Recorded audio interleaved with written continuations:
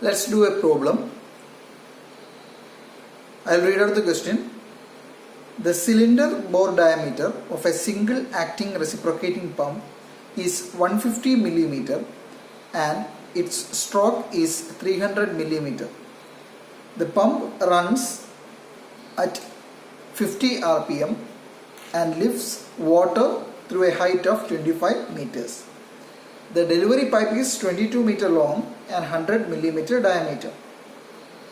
Find the theoretical discharge and theoretical power required to run the pump. If the actual discharge is 4.2 liters per second, find the percentage slip. Also determine the acceleration head at the beginning and middle of the delivery stroke. So, here we have data.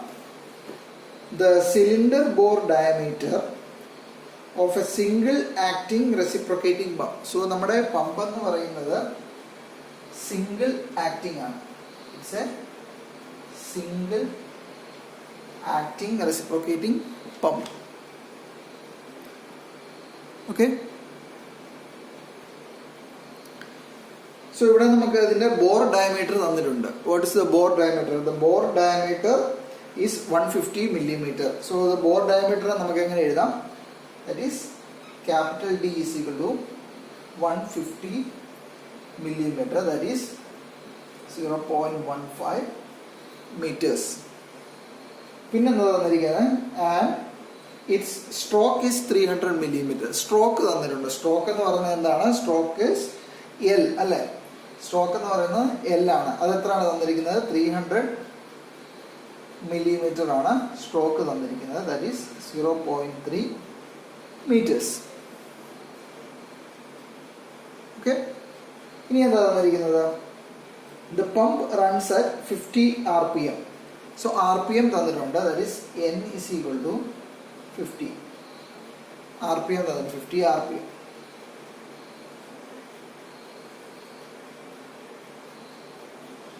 And lifts water through a height of 25 meter. So water is lift in the height 25 meters. So total height that is H is equal to 25 meter. Total length. The delivery pipe is 22 meter long. So delivery pipe length LD is equal to 22 meters.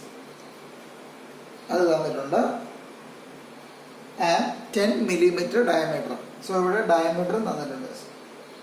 Delivery pipe diameter that is 100 millimeter.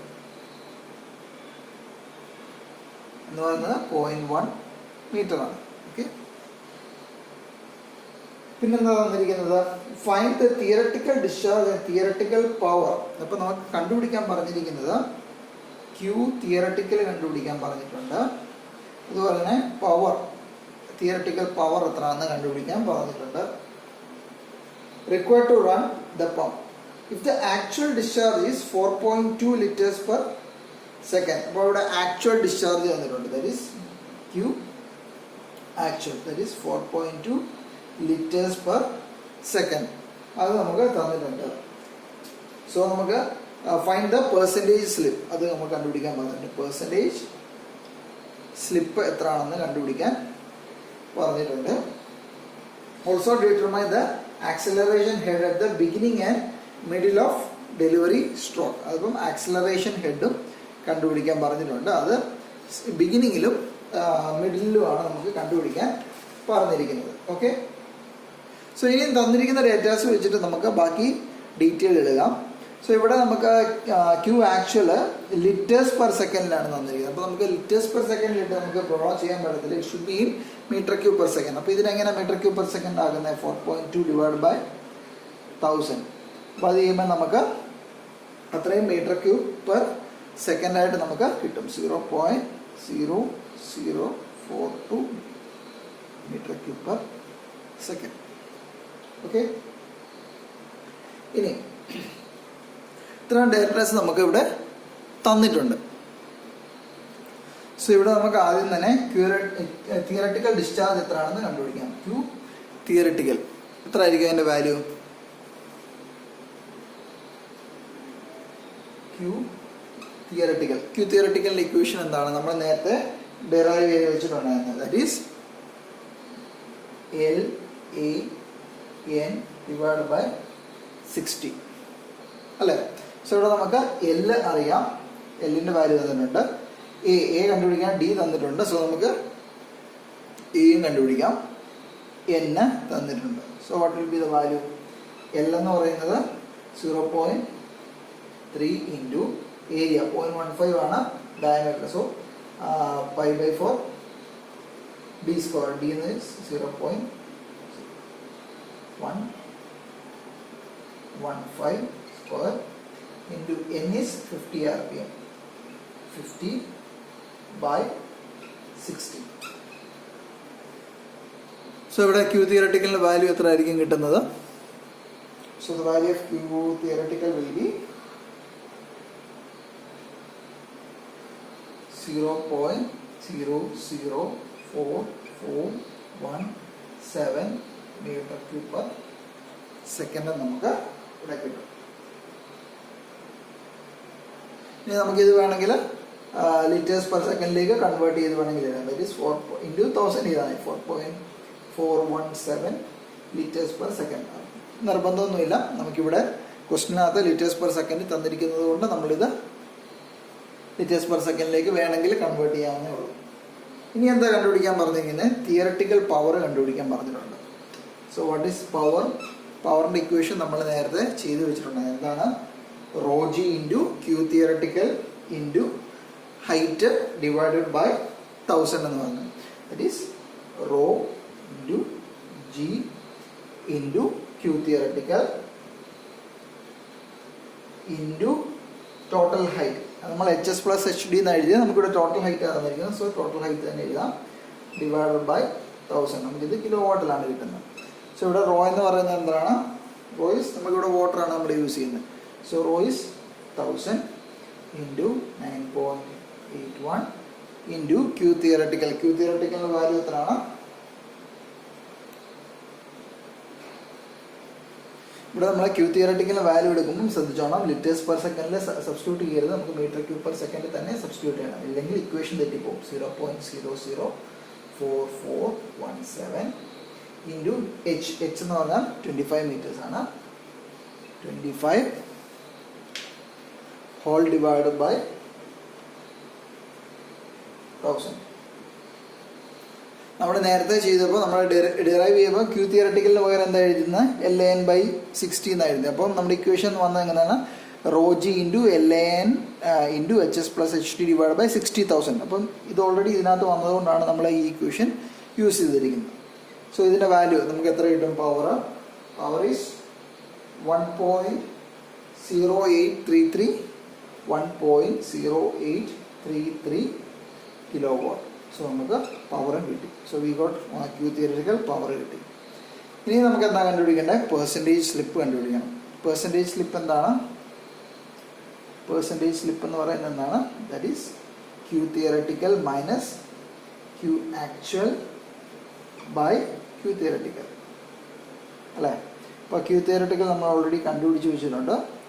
So ഇവിടെ നമുക്ക് either metre per second അല്ലെങ്കിൽ substitute ചെയ്യുന്നത് രണ്ടും same യൂണിറ്റിലായിരിക്കണം എന്നേ ഉള്ളൂ. So നമ്മളിവിടെ metre cube per സെക്കൻഡിലാണ് സബ്സ്റ്റിറ്റ്യൂട്ട് എങ്കിൽ ഇവിടെ മീറ്റർ ക്യൂബ് പെർ സെക്കൻഡിൽ സബ്സ്റ്റിറ്റ്യൂട്ട് ചെയ്യാം. ലിറ്റേഴ്സ് പെർ സെക്കൻഡിലാണെങ്കിൽ ലിറ്റേഴ്സ് പെർ സെക്കൻഡിൽ തന്നെ സബ്സ്റ്റിറ്റ്യൂട്ട് ചെയ്യാം. ഏതാണെങ്കിലും കറക്റ്റ്, പക്ഷേ രണ്ടും സെയിം യൂണിറ്റിലായിരിക്കണം.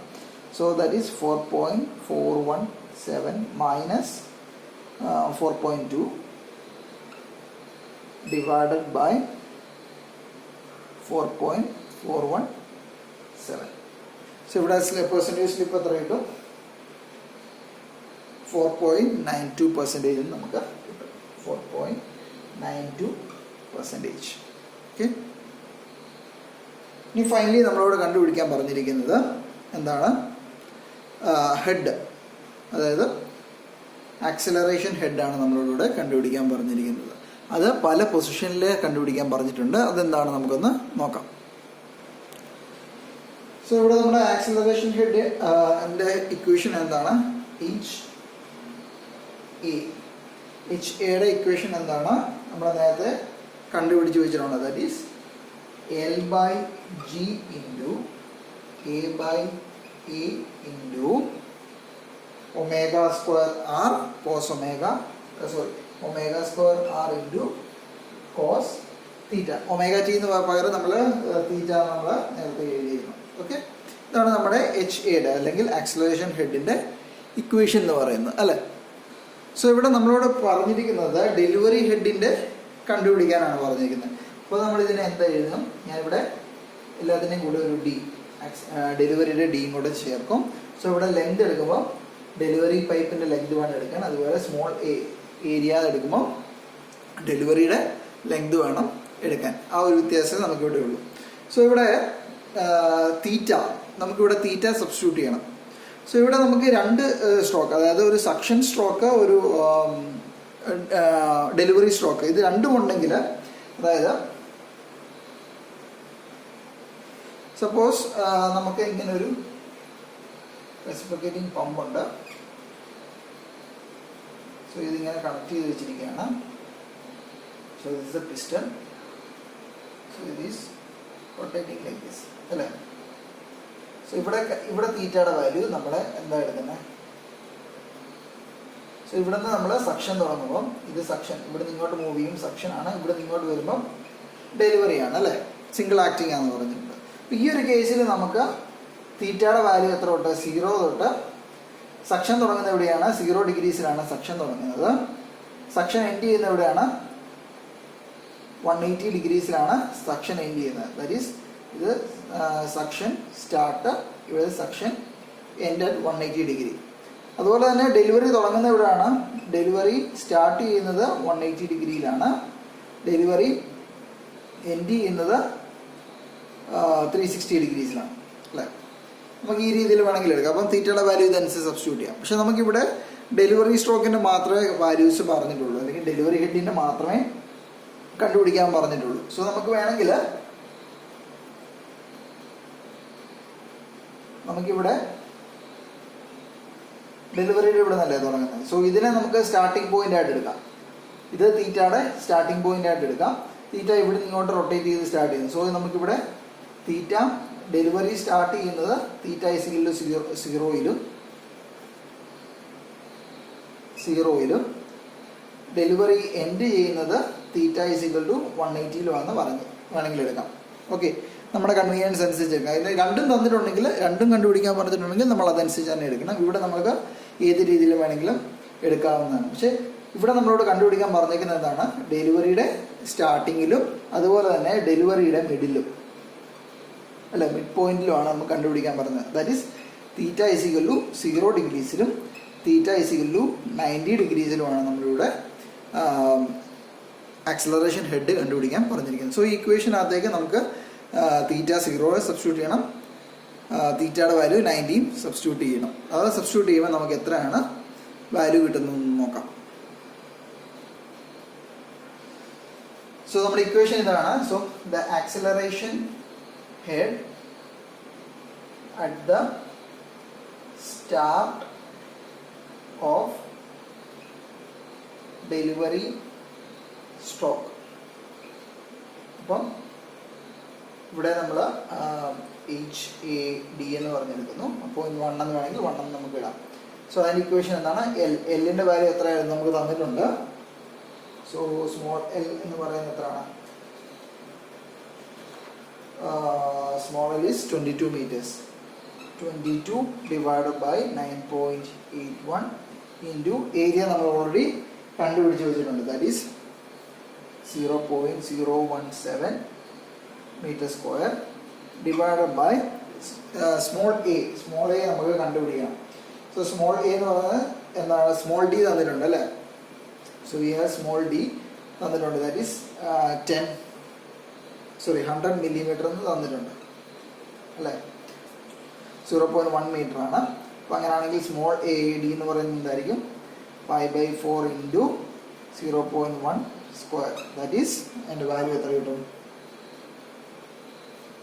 0.078 meter cube എന്ന് കിട്ടും. സോ ആ വാല്യൂ ഞാനിവിടെ സബ്സ്റ്റിറ്റ്യൂട്ട് ചെയ്യണം. 0.0078 ഇൻറ്റു ഒമേഗ. ഒമേഗ എങ്ങനെ കണ്ടുപിടിക്കാം? ഒമേഗ എന്ന് പറയുന്നത് എന്താണ്? 2 pi n by 60 അല്ലേ? ഒമേഗ എന്ന് പറയുന്നത് 2 pi n by 60 ആണ്. സോ എന്നിൻ്റെ വാല്യൂ തന്നിട്ടുണ്ട്. That is 2 into pi into 50 divided by 60. So we get the value of omega as 5.236 എന്ന് നമുക്ക് ഒമേഗയുടെ വാല്യൂ കിട്ടും. So 5.236 into r. What is r? r എന്ന് പറയുന്നത് സ്ട്രോക്ക് ലെങ്ത് ഡിവൈഡ് ബൈ 2 ആയിരിക്കും r എന്ന് പറയുന്നത് അല്ലേ? ദാറ്റ് ഈസ് സ്ട്രോക്ക് ലെങ്ത് തന്നിട്ടുണ്ട് 0.3/2. ദാറ്റ് ഈസ് 0.15 എന്ന് നമുക്കിവിടെ കിട്ടും. ഇൻറ്റു 0. ഇത് ഒമേഗ സ്ക്വയർ ആണ്. 0.15 ഇൻറ്റു കോസ് തീറ്റ. ഇവിടെ തീറ്റയുടെ വാല്യൂ നമ്മൾ എത്ര എടുക്കുന്നത്? ബിഗിനിങ് ആണ്. സോ കോസ് 0 നമുക്ക് എടുക്കാൻ പറ്റും. ഓക്കെ, കോസ് 0 എത്രയാണ്? കോസ് 0യുടെ വാല്യൂ എത്രയാണ്? കോസ് 0 ഈസ് കോസ് 0യുടെ വാല്യൂ എത്രയാണ്? കോസ് 0 ഈസ് വാല്യൂ ഈസ് 1 അല്ലേ?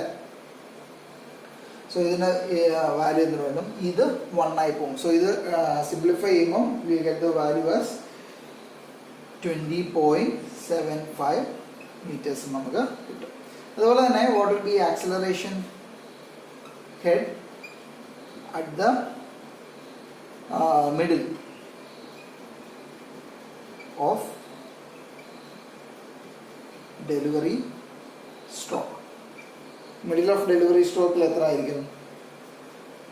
HAD2, that is 22 divided by 9.81 into 0.017 divided by 0.0078 into 5.236 square into 0.15 into cos 90.